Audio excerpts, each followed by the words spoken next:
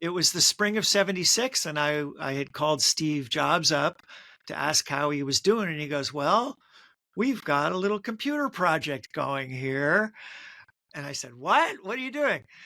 They didn't even have a name for it. It was before it was called the Apple. It was just this computer.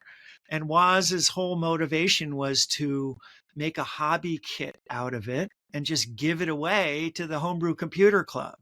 Welcome to the show. Our topic today is technology and health.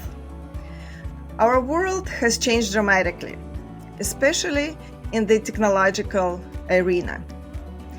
Terms like AI, artificial intelligence, big data, quantified self, machine learning have become a part of our everyday language. But what does it all mean to us? And how can these technologies improve our daily lives and our health? To discuss this and much more, we have invited our technological trailblazer, Daniel Kottke. Thank you for joining us today, Daniel. Thank you. The technological arena. And you're the technological trailblazer, which is true. You have become quite a celebrity these days, Daniel. You think so? Your captivating life intertwines with the very fabric of technological history. You were a college friend of Steve Jobs and one of the very first employees of Apple after its original co-founders, and you remain a personal friend of Woz, Steve Wozniak. And in 1976, you helped assemble and test the very first Apple I computer boards at the Steve Jobs' parents' garage as a part-time employee of early Apple startup. You were also portrayed in the documentaries Steve Jobs, The Man in the Machine, and a few feature films, Pirates of the Silicon Valley and Jobs, as well as mentioned in the autobiography of Steve Jobs by Walt Isaacson. Impressive. Your friendship with Steve dates back to 1972, as I found out, which is quite a long time ago, when you met at Reed's College. And 2 years later, you went on a spiritual pilgrimage to India together. What an interesting journey. Would you mind telling us more about it? And what was this pursuit about? When you go off to college as a freshman, I traveled all the way across the country to go to Reed. It's a special time of life. So I met many people in my first weeks at college. Steve was not, I met him in the first few weeks. A guy that I had met the first day lived in the same dorm as Steve, and his name was Lawrence. And then I ran into Lawrence a few weeks later, and he said, hey, you should come over to my dorm and meet this guy, Steve. He's interesting. So I did, and there was a group of people in Steve's room, and Steve had very few belongings. The one thing he had was a giant reel-to-reel tape deck, the kind that costs thousands of dollars, which is a very unusual piece of gear for a college freshman. And he was very proud of the fact that he had hours of bootleg Bob Dylan. Like that was his going off to college thing. But I wasn't really into Dylan, so we didn't. But then and then I would run into him around campus. But a few weeks after that, I was in the college bookstore and I bought this book called Be Here Now. It was $3. I thought I can afford that. I didn't have much money for books, but it was a very remarkable book. And I had never been exposed to literature like that at all. Which is basically mindfulness. And what was it about? It is the story of Richard Alpert, who was the colleague of Tim Leary. Okay. And at this point in time, this is 1972, Tim Leary's in prison. And Richard Alpert, by 1970, had run out of money and run out of things to do, but they knew that LSD was really interesting. So he went to India with a vial of Sandoz LSD with the plan to find a guru and give the guru LSD and see what happened. Sounds like a good plan. And that resulted in this. He found the Neem Karoli Baba, who is the guru described in the Be Here Now book, and the rest is history. Neem Karoli hasn't been made into a major motion picture yet, but I guarantee you somebody will do that because it's such a great story. Anyway, so I was carrying the Be Here Now book around campus because it was way more interesting than anything in my classes. And especially in the early 70s, right? So, and that means that you actually influenced Steve's interest in India and the spiritual quest. I will just say, Steve has a very inquiring mind. And so do I. And so he and I hit it off right away. And at the same time as that book, Be Here Now, the first time I discussed books with Steve, we discussed Zen Macrobiotics. That was a bestseller at the time by George Osawa.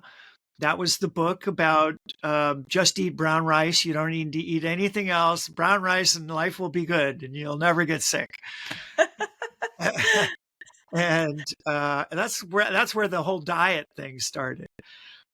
And Steve and I had many discussions about whether you could, because the whole idea of essential proteins was not known yet. And George Osawa's theory was that if all you ate was brown rice, magical things would happen in your digestive tract to produce all the substances you need, which we know is not true. It's not true, unfortunately. But at the time, there was no way to know that. So anyway, the Be Here Now book, though, was so fascinating. And that guy was alive. I mean, the book had just come out the previous year. And so then Steve and I are going around asking people, well, that was, what should we read next? And somebody said Autobiography of a Yogi. So that was the next book we got. Oh, okay. And Steve had less money than I had. I didn't have much money, but I like books. So I'm happy to buy the books, and I would share my books with Steve. So our friendship in those first months, it was the book Be Here Now, and that led to Autobiography of a Yogi. And then we discussed On the Road, which I had not read yet. Steve had. On the Road by Jack Kerouac. Which is not a spiritual book, but it was one of the biggest literary events of the century, right? Stream of consciousness literature. And then it was Way of the White Clouds about Tibetan Buddhism. And then it was Ramakrishna and his devotees about Ramakrishna. And just a whole series of spiritual books. And I was quite fascinated by all of it. And so was Steve. And then we found out that Robert Friedland, he was 3 or 4 years older. He was the student body president at Reed and quite a character. He was actually in the book. He had been in India and had been as part of the whole Be Here Now, the Neem Karoli. Neem Karoli Baba was one of the most famous gurus in India, not the most famous at the time was Sai Baba. Right. Who we now would say that guy was just a faker and a fraud. Right. Mm-hmm. But Neem Karoli Baba, also known as Maharaji, he was the real thing for sure. And so if you fast forward then 2 years, and now it's 1974, and Robert tells us, oh, this is the year of the Kumbh Mela. It's the biggest religious gathering on earth. It's this summer. You guys should go. In India. Mm-hmm. In India, yeah, the Kumbh Mela every 4 years, and every 12 years is the Maha Kumbh Mela. And that's what was happening in Hardware and Rishikesh, which is where the Beatles had gone to be with Maharishi. Maharishi. Different Maharishi Mahesh Yogi. Anyway, so that's how the India trip came about. It was Steve's idea. And I said, well, I don't have money for a trip like that. The ticket was $800. That was a lot of money. That's like $3,500 now. And Steve said, well, I'm working at Atari. I have money. I'll lend you the money for your ticket. So I said, okay, wow. Let's do it. That's amazing. As the trip, as it turned out, so the thing was that Steve was working for Atari, which was booming at the time. Atari was the company making the first video games. And Steve was just a technician, not highly paid, but he was working steadily there. And Atari was overwhelmed they couldn't produce video games fast enough. And they had a problem with the video in Europe, which is a different video scheme than we have in this country. It was PAL instead of NTSC. And so Steve's bright. And so Nolan Bushnell had the idea to send Steve over to Europe and figure out what the problem was. And Al Alcorn was the engineer who was in charge of things at Atari. And Al is still around to tell the story. I asked Al just last summer, what was the issue with video? And did Steve actually resolve it? And he kind of glossed over it. It had to do with the video. I don't know. Al didn't answer the question really, so I don't know. But anyway, the point is Steve had to go over there like in May. And I had to finish my final exams at Reed College. I wasn't going to skip out on my finals. I wanted to finish out the year. And so Steve got to India a week or two before me. And that's when he went and met Larry Brilliant. And I never found out. It was probably Robert Friedland who said, go find the World Health Organization office in New Delhi and ask for Larry Brilliant, because Larry was from the Bay Area. Larry went on to be the founder of SEVA, which was the organization that ended smallpox, which is a big story. That's a major motion picture documentary right there. That hasn't been made yet. Anyway, since we're on this topic, so Larry wrote a really great autobiography just 2 years ago called Sometimes Brilliant. And he gives a really good introduction to Neem Karoli Baba and why and how that completely changed his life. Oh, wow. He was a medical student, and it was his girlfriend who was a devotee of Neem Karoli. And he wasn't even really interested. He decided he was going back to America because he had been there for months.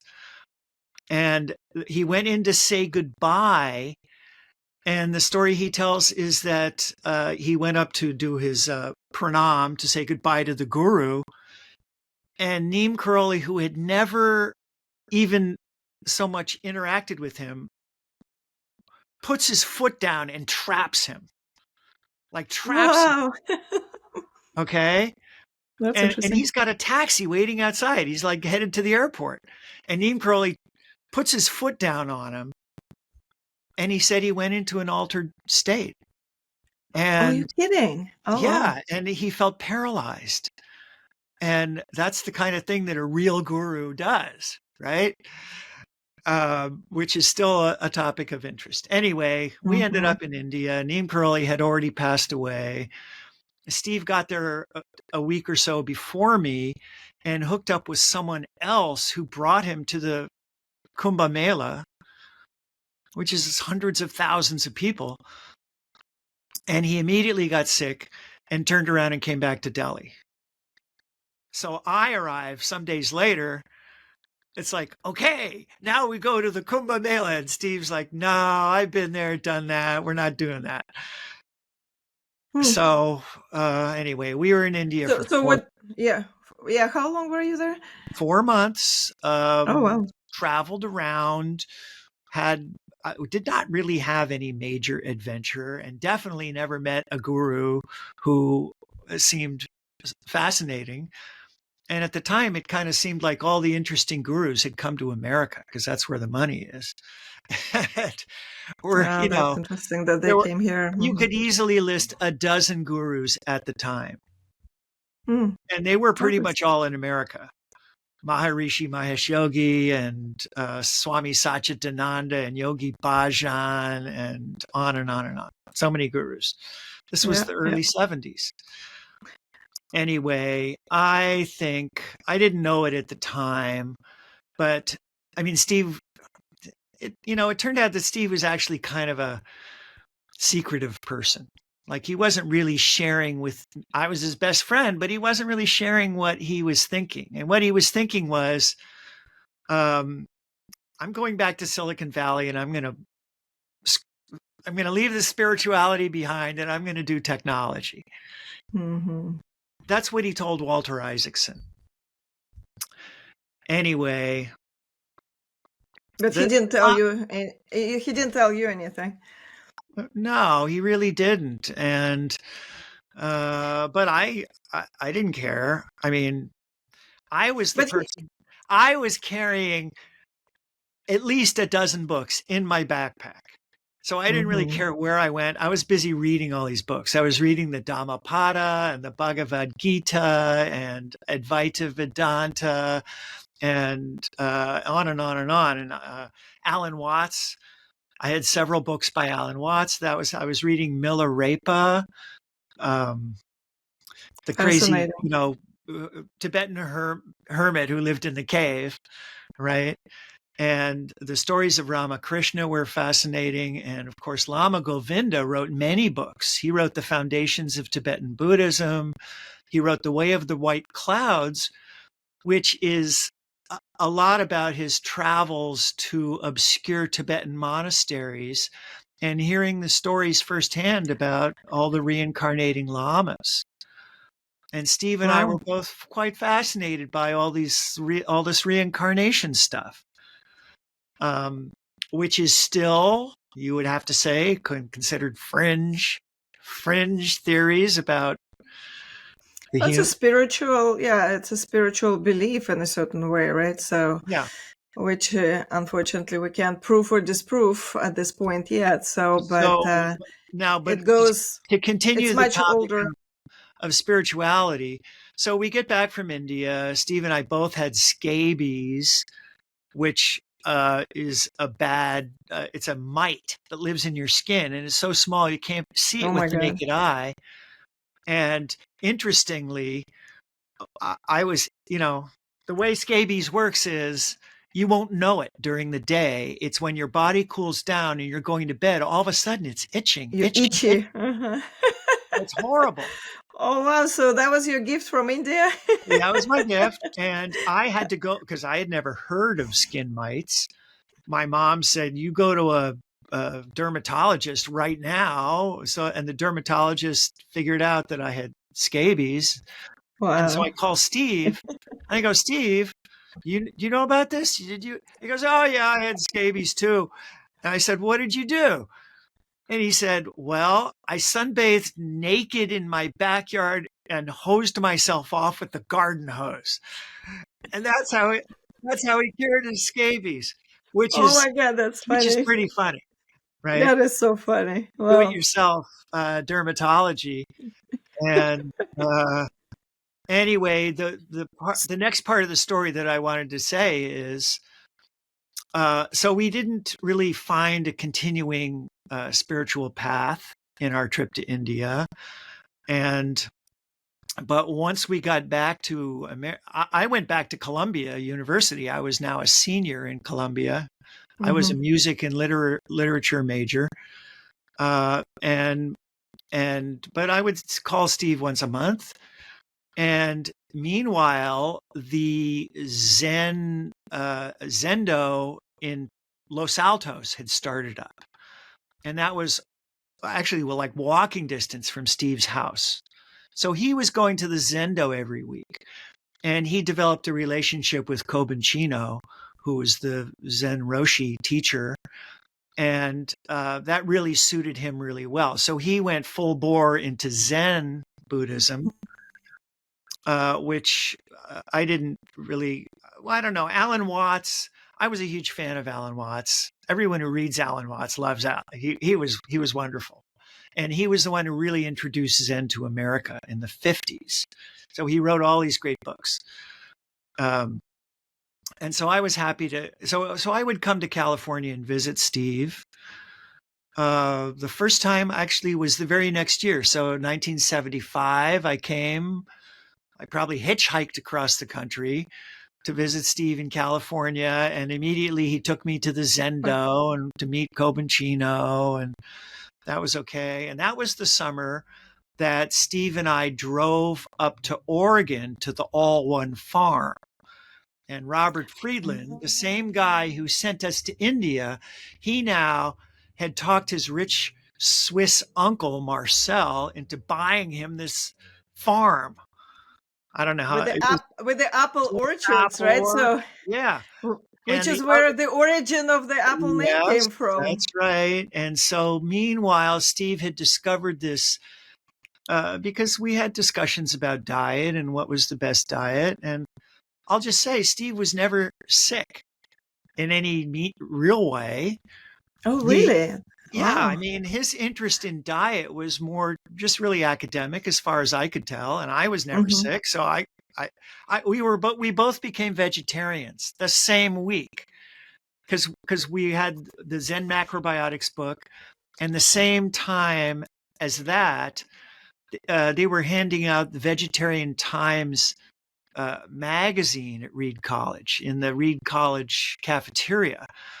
And so we're both reading this, and this is all about how horrible factory farms are, the slaughterhouses. And like, it took me one day to read this magazine, and I'm thinking, if this is true, I'm never eating meat again. And Steve was the same way. So we both became vegetarians instantly. And then within a couple of months, we find out that the Hare Krishnas have a Sunday free love feast at the Hare Krishna temple in Portland. And so they would come on campus. So Steve and I would hitchhike on Sunday nights across town to the Hare Krishna temple. And that's when we discovered we really liked Indian food. And by the way, it was free. And all we had to do was chant Hare Krishna for 20 minutes. And then it was time to have dinner. So our friendship really developed on those Sunday night dinners. Oh, that's so interesting. Yeah. Wow. And so, and then he did invite you to his proverbial garage, right? So after a while, so when he started Apple. Well, that's another year later. So 1975, we're up to 1975 now. Steve and I go and spend 10 days up at the All One Farm, and it had an apple orchard.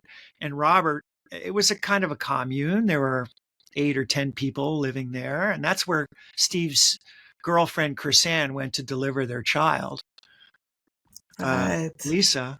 And so meanwhile, Steve had discovered this book called The Mucusless Diet Healing System by Arnold Ehret, which is a quite fascinating chapter about diet and disease. And he was curing, reportedly, this was in the 1920s, he was curing people of tuberculosis, cancer, all kinds of disorders, merely by fasting and putting them on a fruit diet. Oh my God, that is so interesting. It is look interesting. At that. Look at the complete comeback, for the intermittent fasting nowadays, is a huge topic, of course, for anti-aging and treatment and prevention of all these chronic diseases. So we're going to take a really quick break, and we will be right back. This podcast represents the personal views and opinions of the host and the guests and does not constitute medical advice. The statements contained in this podcast have not been evaluated by the FDA. Any products or treatments mentioned are not intended to diagnose, treat, or prevent any disease. And now your host, Dr. Irina. Well, let's delve into the origin stories of Apple. You witnessed the birth of a tech giant from the humble confines of a proverbial garage to really Apple's galactic dominance. So why, in your opinion, did it become so successful? That is not a simple question to be answered. I would say completely just set Apple aside. Any startup, there are many phases of a startup at which death could occur at many points along the path. Well, what is the percentage? It is like 80% of startups, basically. 95% for sure. Or even more than that, yeah. 95% fail in the first 2 years, if not the first year. Right. And Apple, I don't know, from my point, I didn't have a background in computers or technology. I did not realize how exciting the time was. So what we're talking about is the very first personal computer was the Altair that hit the magazine cover of Popular Electronics magazine in January of 75. And I was oblivious to that. But here in Silicon Valley, that was a major event and immediately led within months to the Homebrew Computer Club forming. Because here in Silicon Valley, you've got all these engineers. They're the target market. The Altair was really a hobbyist gizmo. It wasn't anything that could be used for anything. It was for computer scientists to play with. But if you were knowledgeable, you could see that this is a revolution coming. Okay. Right. And however, the Altair, you couldn't really do much with it at all. And it had no keyboard, no video terminal. It was switches and lights and paper tape reader.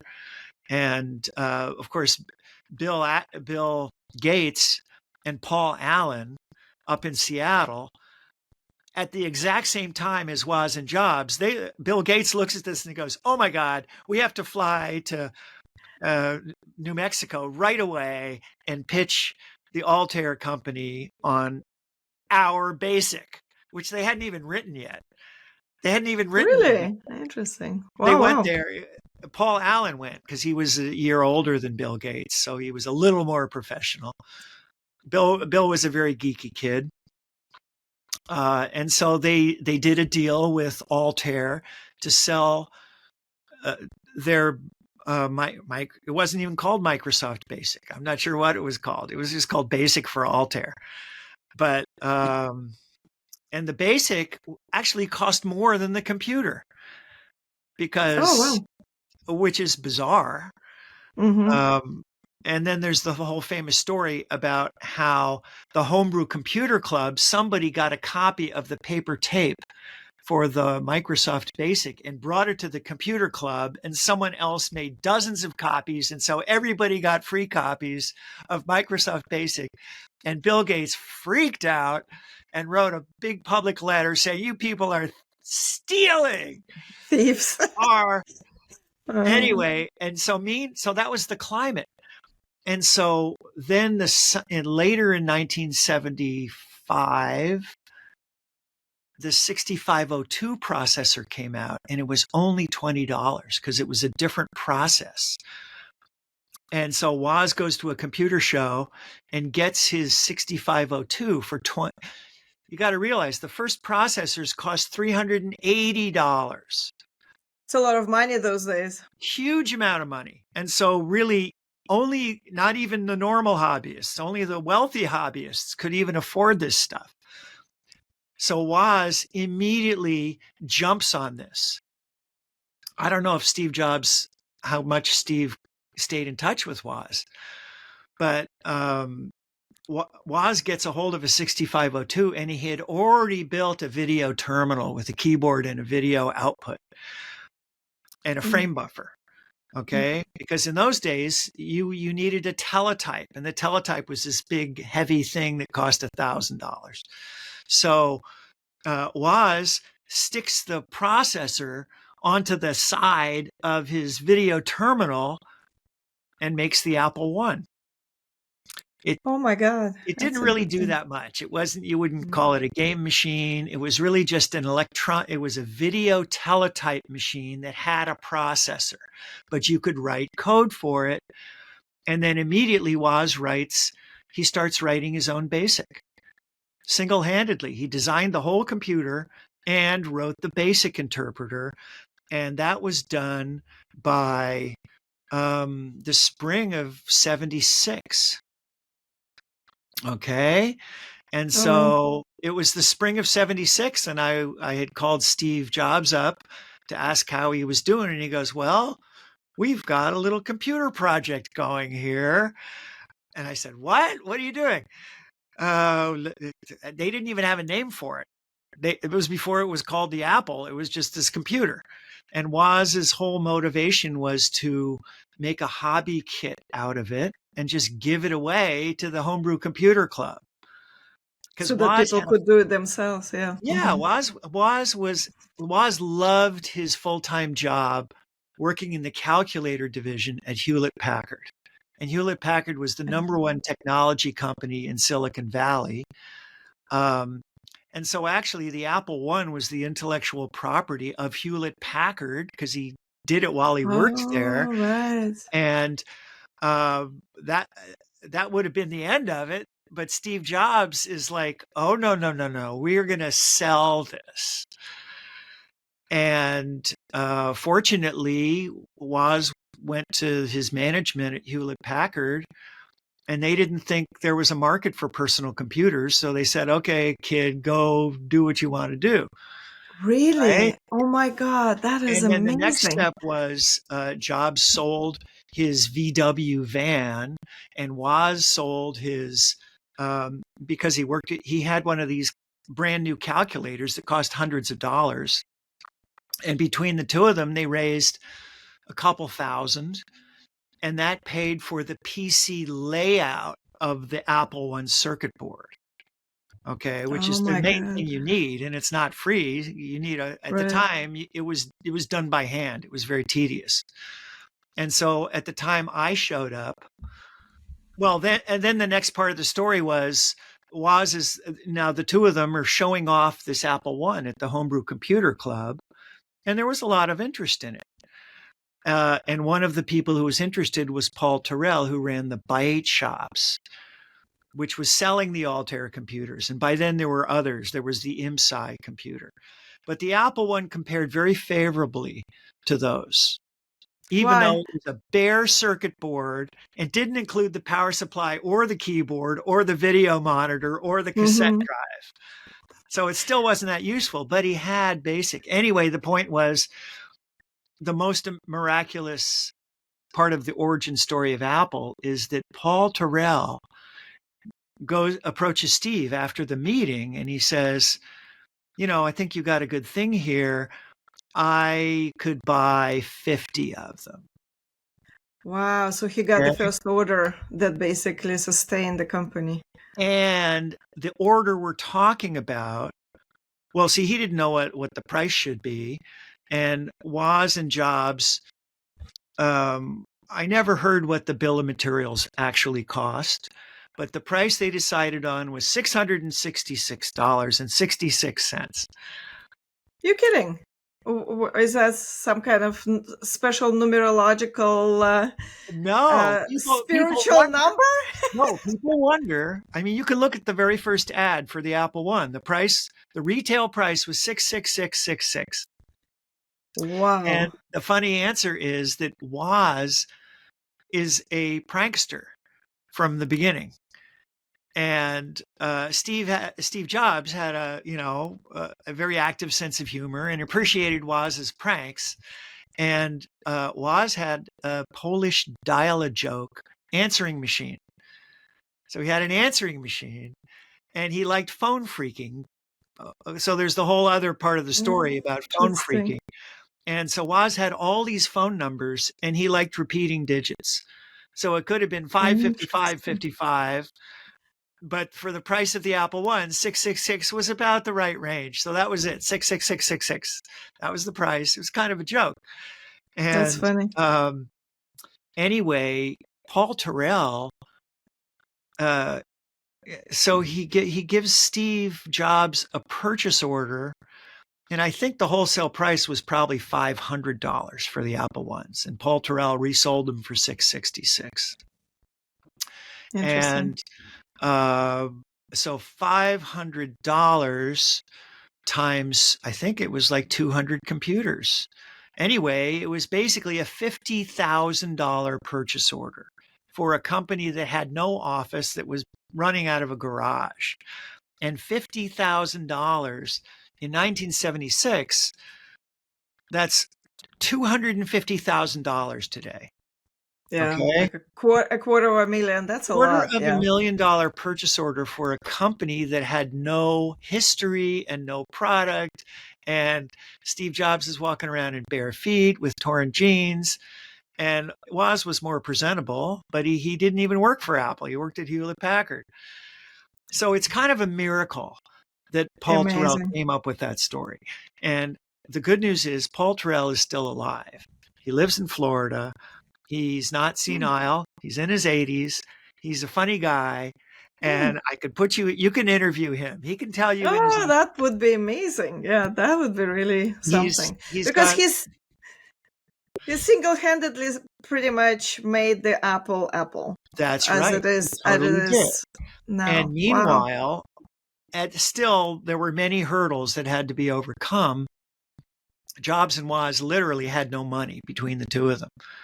And Paul Terrell wrote him a letter saying, here's the purchase order. And Steve Jobs took that purchase order over, he shopped it to the chip companies and got them to give him 30 days credit for tens of thousands of dollars of computer chips. Oh, wow. Based on a single purchase order. And now you start to say, well, that was quite a coup that he managed to do that. And Steve can be very persuasive. So I never heard who got that purchase order or who gave it to him, but I actually, Harley Licht would be a good guess. I should call Harley. He was what a lucky strike, huh? That's amazing. Well, a series of lucky strikes. And That's of course, so then that summer, I was the only one who worked in the garage. Steve was always in the kitchen on the phone. Woz was always at Hewlett Packard. I'm the one in the garage who's like assembling the Apple Ones. And if it didn't work, I couldn't fix it. I didn't know enough. But I could assemble them and not screw it up. And so I personally assembled not the very first batch, but I probably built 50 of them. I don't know. And so that was the summer of 76. Still, that was not really much of a company. And if nothing else had happened, Apple never would have been heard from again. But meanwhile, even by the time I was building the Apple Ones, Woz is now off on his magical year of creating the Apple II, which was now color graphics, and it had game paddle, and it had sound output, and it was a game computer. Interesting. And that was a game changer too. It was a total game changer. And Steve Jobs gets all the credit for finding the switching power supply, because at the time, all the other computers had these big grapefruit-sized power transformers. So it was a big, heavy piece of steel, right? And the switching power supply was very new technology. Apple II was the first company that had that. That was a stroke of genius. And it was Steve Jobs who was responsible for putting all the slots on the Apple II so you could add peripheral cards and expand it. And Woz adapted his Apple I Basic to the Apple II and made it so that when the Apple II launched in the spring of 77, at the first personal computer conference in San Francisco. That's now that scene was in the movie, the first Jobs movie, and the makers of that movie did a really good job recreating the excitement of the very first Apple II launch at that conference. Yeah, that was April of I remember that. '77. Wow. I wasn't there. I was in my senior year at Columbia, writing papers, right? Right. But so the first Steve Jobs movie, the one with Ashton Kutcher, is worth seeing just for that whole opening scene. And I was that was really like an official, big launch of that was the big launch. Apple, and the rest was pretty much history. The rest is history. And so, wait, well, one more sentence. So just to go ahead. So I showed up. Well, I had stayed in touch with Steve, and I graduated Columbia in June of '77 with my bachelor's degree in music. And I'm like, Steve, still need help? Yeah, he needed help. So the week I graduated, I got on a bus and came across country, and I became employee number 12 because they were already hiring. Because you skipped a few years, but you were literally employee number 1 after I was the Steve first Jobs and Woz, yeah. And I was excited to be I literally am the person who assembled the very first Apple IIs that ever got shipped. So amazing. It was me and 2 other guys who were younger, and although I didn't. It turned out I got to be really good at troubleshooting the Apple II. I knew I'd be good at it, and I was. And so I became a technician, and I spent my first year just troubleshooting the Apple II and learning how chips work. Wow. Well, I mean, that's absolutely remarkable story, Daniel, I have to say. But I have to say, you're not only a key figure in the, Apple's history, but also some people might not even know that you're a patent lawyer, and you're advising so many current Silicon Valley startups and companies, including some of those developing cutting-edge technologies, including healthcare, wellness, so many others. Yeah. So could you share with us some of the companies you're currently involved with as an advisor or in any capacity? So, and what exactly are they working on? So, of course, we're interested in health, wellness arena. Well, to start at the beginning, so I worked for 3 years on the Macintosh. We launched the Macintosh in January, exactly 40 years ago this week. Oh, congratulations. 40 years ago this week, and there's a big event next week. Oh, that's an anniversary. Wow. So at the end of 1984, I was now turning 30, and I had been at Apple all my 20s. And so I just needed a break. I wasn't quitting Apple. I just went on a leave of absence. I got my backpack and I went to Europe, and I got a Eurail pass, and I spent 4 months traveling all around, looking at castles and cathedrals and the old country, which I highly recommend. Yeah. And then when I got back in '85, it's not that I wasn't planning to go back to Apple, but I just had so many people who wanted programmable gate arrays, or wanted to. I designed several peripheral cards for the Apple II for startup companies. I did one that was for video editing, and another one, and the very first one I did was for Walter Greenleaf, and he had a startup called Greenleaf Science.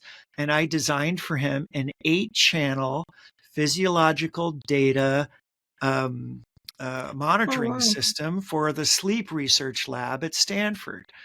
And oh my God. So it would take 8 channels of EEG or EKG, and that the Apple II was kind of slow, and by today's standards. So what I did is I built a little state machine so that this card would auto digitize samples, physiological data samples on the Apple II. And that was a pretty successful product. And that led to other products. So now if we fast forward to, I don't know, the 90s, I was an early person at a dozen startups. A dozen in all different areas. But because the very first one was physiological data, I got involved in more. So I designed the first 3 generations of the lucid dream induction mask to talk about lucid dreaming. So that was a little circuit that looked with infrared light. It looked at your eyes while you were sleeping, and it looked for rapid eye movement, and then flashed a light so you could have a cue that you were in a dream state. That was all very interesting. Fascinating. Yeah, Did I that's ever get fascinating. paid? No, didn't get paid. I had a stock option. Anyway, so I could list all those. As I said, there were a dozen companies.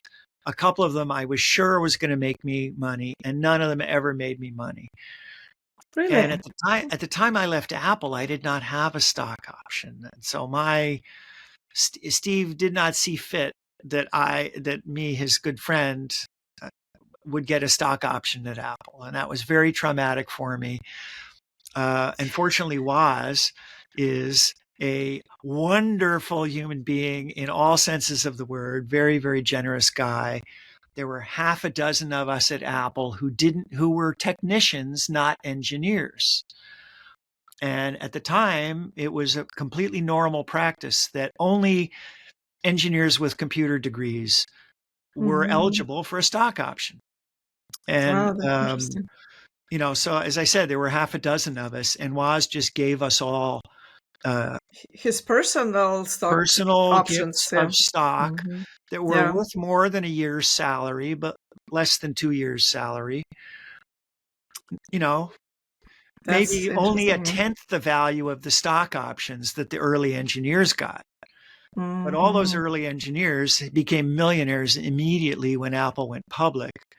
Yeah, of course. I didn't get that gift from Woz until 1985, a year after I'd left Apple. But I was very welcome, and thank you, Woz. Exactly. Well, you also have some other interesting stories for other reasons why you had a fall off with Steve, but we probably need to invite you next time to talk about that. But so tell us what's happening in Silicon Valley these days. I mean, where do you think the future is? So what are those companies working on in terms of the tech, AI, data collection and etc. Well, so I would start. So the health revolution in technology, that started maybe 10 years ago with the quantified self movement. Okay. That's right. So when did IoT start? Okay. IoT, that started in the first decade of the century, like in the early 2000s, Internet of Things, right? That was exciting. Right. That was a huge wave of technology. And you personally know Rick Wolf, right? Yes, Rick, and I used to go to all those IoT meetings. Well, Rick Wolf was quantified self. Right. That was the idea that turned into the Fitbit, and now Apple completely dominates that with the Apple Watch. The Apple Watch can do any kind. I don't know how true this is, but I have heard that you can do any physiological test that a doctor would require on your Apple Watch. Yeah. They really pioneered amazing data collection, obviously. Yeah. So, and the wearable. So I know that even now they're a little bit in a dispute with the, measurement of the oxygenation of your blood, the oximeter. Massimo. They'll figure it out. Apple can make those guys very wealthy and buy them off. Or recreate in a different design, obviously, right? So anyway, the IoT, I was very involved in IoT. And I don't know. I got sidetracked into real estate and the smart home movement. So I was doing the smart home stuff from starting in about 2010. And I had a lot of good ideas about smart home integration, which Interesting. never really, I thought I was going to be shipping a product by 2017, but it didn't happen because the technology kept changing so fast. Interesting. Anyway, Are you still working on that, or? not so much. Guess why? Because AI happened this year, and now that is far and away the most interesting thing happening. And AI is changing every single company's business plan. There was no company that can afford, in the same way as when the internet came along, there was no company that could not jump on board the internet. And then when the World Wide Web came along, there's no company that would not have a website, right? That's And right. now there is no company that does not have an AI strategy. And so now it's all about AI all the time for the time being. Well, tell me a little bit about the company you mentioned to me, Triage, that you're an advisor So for. Triage, that was 2017.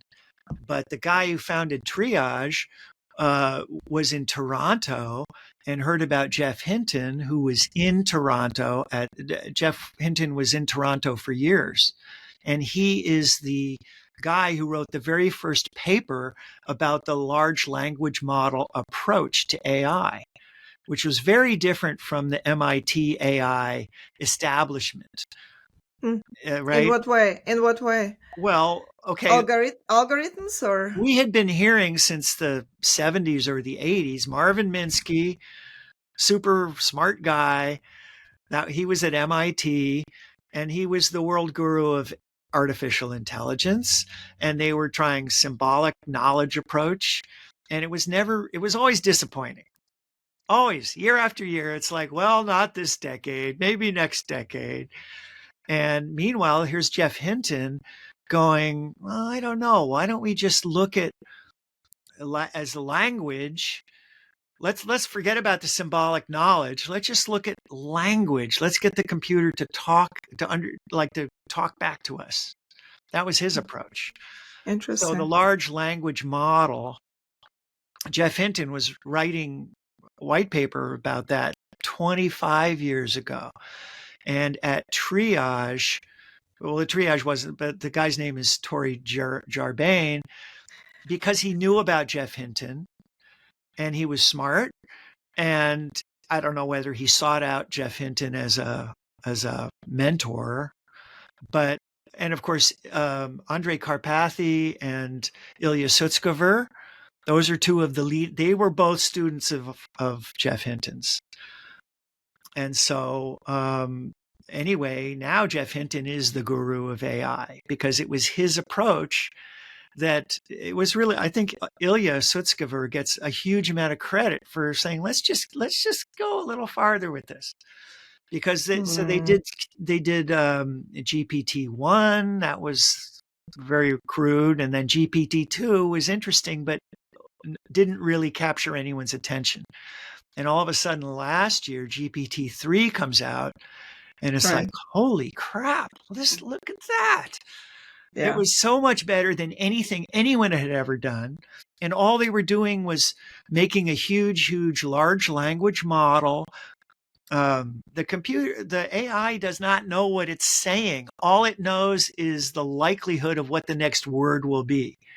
But because they've fed it hundreds of billions of text samples, the data, it has this huge, like way bigger than any human being could ever comprehend. And that's the miracle of the computers. And of course, that was all enabled by NVIDIA with the GPUs, because if you had to do that with only CPUs, it would be too tedious. But the GPUs they're using now have hundreds, if not thousands, of graphical processors, tiny processors. But when you're processing, like you have this long stream of text, as every word comes up, you're going through everything to pick the next likely word, right? Not words, but tokens, fractions of words. Anyway, that's why NVIDIA is now dominating the whole space. And NVIDIA is going to be $1 trillion company any day now, probably. Right. And now Apple's got to scramble to kind of keep up. But Apple has a secret weapon, which is their M1 and their M2 chips. So Apple is now a chip design powerhouse. So you can believe they're on it. Wow, anyway, that's so interesting. Anyway, wow, that is really interesting. So yeah, I mean, and briefly talking about the triage company that you're advising. Triage. So what Triage did is it was just pattern recognition of pictures, because that came first. Before the large language stuff was working, they were doing what was it called? The graphic challenge. Forget it's called. There was a challenge of doing picture recognition, facial recognition. Like can the computer tell the difference between a dog and a cat? Mm-hmm. Okay, so you have to feed it thousands of dogs and thousands of cats. And now you make a neural network out of it. And you could do that with the GPT chips, actually the GPU chips, right, from NVIDIA. Mm-hmm. And that's what Tori did. And he had that working in 2016. And by 2017, when they met me, he had this thing running on a $100,000 NVIDIA workstation that someone loaned him. And he fed tens of thousands of pictures of your skin, the thing on your skin, pictures of skin disorders, rashes, and problems. Mm-hmm. And it wasn't long before that demo was better than a panel of 100 dermatologists at diagnosing. Wow. And you can try it. You go to triage.com. It's still up and running. You go to triage.com, send it some photos. You can take the photos with your iPhone, and it will ask you questions about the symptoms and take you down a little metadata tree, and it will give you as good a diagnosis as any dermatologist. That is incredible. So so they flew me to Toronto to give a pep talk to their employees, because they were up to 15 employees by that point. And what was really exciting is that you need that large database. And who owns that data? Well, the hospitals own their own data. Do the hospitals want to send their data off into someone's cloud? No, they don't. They want to keep their own data in-house. And so I have a hardware background, and I'm thinking, there's going to be a huge booming business building machine learning servers for the pattern recognition of diagnosis in hospitals on premises. And the same goes for radiology. Radiology is a big field. Radiology is huge. Mm-hmm. And so the capabilities of the machine you can build now, no human being will ever catch up again. It's out of our head. And the amount of mistakes, of course, the human mistakes that we can eliminate. So, a tired radiologist, working late at night. So, anyway, the human factor.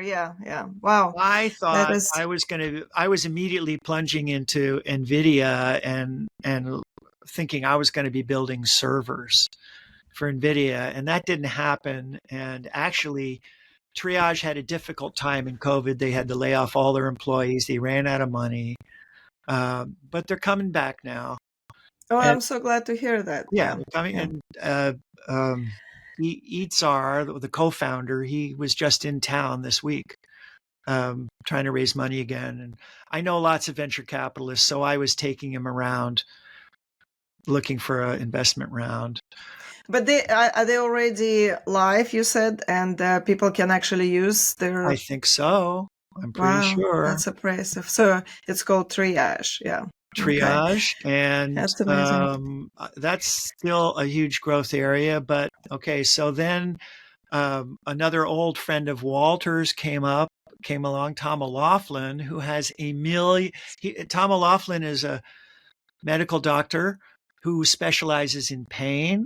And if you're a pain doctor, what is the biggest issue is, well, there's phantom pain from amputations, but there's fibromyalgia and chronic fatigue syndrome, which is related. And they're very complicated syndromes that involve diet and genetics and lifestyle factors. And it's a whole very complicated space. And Tom has been researching fibromyalgia for way more than a decade.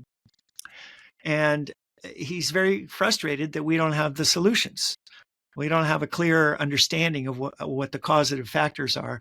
And what he came into just a year or two ago is the Army handed him 1 million medical records going back decades of Army people who have fibromyalgia or chronic fatigue syndrome or Guillain-Barré syndrome, right? They're all related.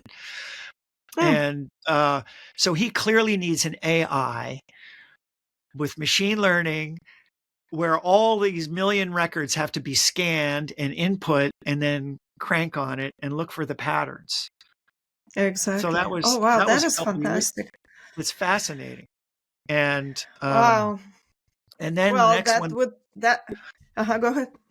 The next one that came along is the Celeritas. That's Jeff Sion. You met him at the party last week. So I'm an advisor for his startup. And his initial plan was to make large language model AI systems for a pharmacy chain. It has a bunch of pharmacy outlets, Canadian company, and pharmacy business with the drug interactions is so complex. It was an overwhelming burden to train the new employees for this pharmacy chain. And so the AI with the large language modeling now, it was going to have the database of all the drug interactions and medical records, but also training employees. And obviously will help to prevent the pharmacists and pharmaceutical technicians' errors, right? So I never understood. It's actually the responsibility of the pharmacies to not have drug interactions. Yes. The doctors don't know. Patients have multiple doctors. Right. And they don't necessarily talk to each other, but they tend to go to the same pharmacy. Well, that would be really impressive, I have to say. I hope they can really develop it, and we all will benefit from it. So, now the third startup I'm an advisor for, well, no, I'm not an advisor yet, but I'm hoping to be, is a team of chip designers that used to work at Micron. So now they're doing a spin-off from Micron. Micron's they started out making RAM chips. They make lots of peripheral chips, A to Ds and D to A converters, that kind of thing. But Micron has this spin-off company wants to kind of compete with NVIDIA a little bit. So they're going to make hybrid chips that have lots of GPUs and some CPUs, because GPUs don't really do well with running normal computer code.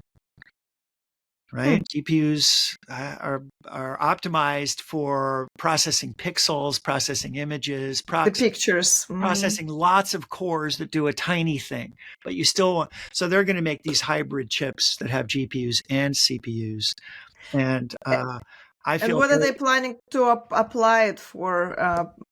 Well, all the business cases of companies that want to have large language model capability, but also proprietary databases. So that includes all healthcare stuff. Healthcare is all proprietary in general. And you don't want to be you cannot send your healthcare stuff off to OpenAI. Right. There is no privacy. That's lawsuit time. Nobody wants that. Exactly. And so, but because I also have a law background now, everybody's freaked out. Like all the authors and the graphic designers are suing OpenAI.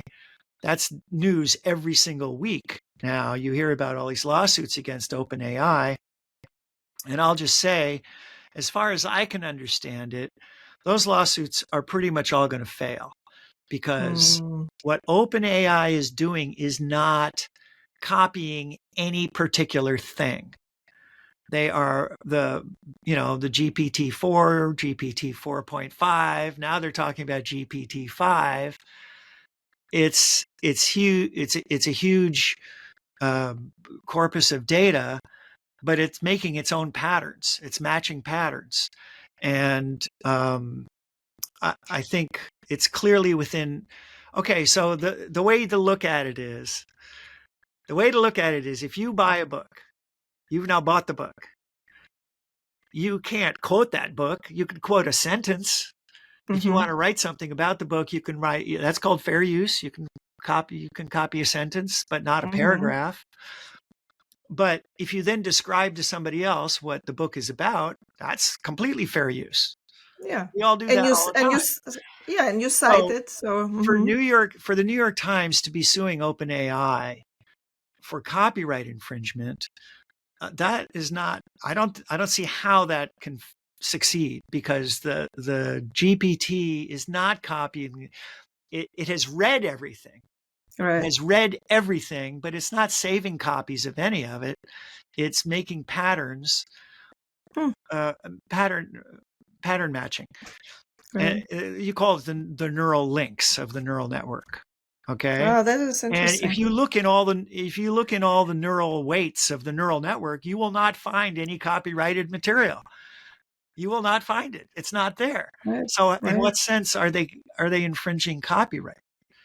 But these are It sounds like we're going to be developing, new laws, and because AI is opening, this whole category of unknown ethics, unknown laws, unknown culture, literally, right? So, and we will be dealing with this pretty soon. We already are, right? So, anyways, it was, so I just wanted to say, Daniel, as you know, I call you my CIO, the Chief Inspirational Officer, because you're obviously advising my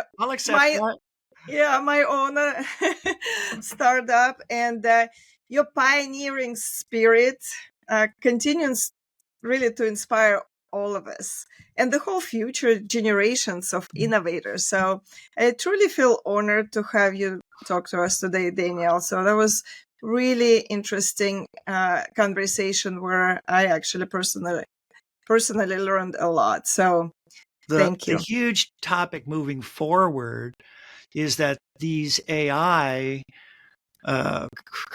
creations, platforms, are going to, any day now, they're going to start talking about the ethics module, right? In fact, in medicine, and technology, that the ethics module of the AI might be a whole separate AI. That is just because ethics is a big, complicated topic all in itself. Yes. Right. And in the same way that Freud decided that we could talk about ego, id, and superego, and the id is the urges, the ego is who you think you are, but what's the superego? That's the ethics module, right? Conscience. Right. And it kind of makes sense that should be a separate thing that oversees what the AI is doing. Oh, I love that. That is beautiful, because that almost transcends the cultures, because, we have so many different cultural variations, right? So, but what you just said, that is really deep. So it does seem to be transcending, the cultural variables, and, it's really inspirational. So that's it. You just answered how we should proceed. So thank you so much, Daniel. So that was really amazing and delightful conversation with you. So okay, to be continued. To be continued. We have to do part 2. I hope so. Yeah. And thank you for joining us at Cures, Remedies, and Beyond, exploring science and the wisdom of health and healing. We hope to see you next time.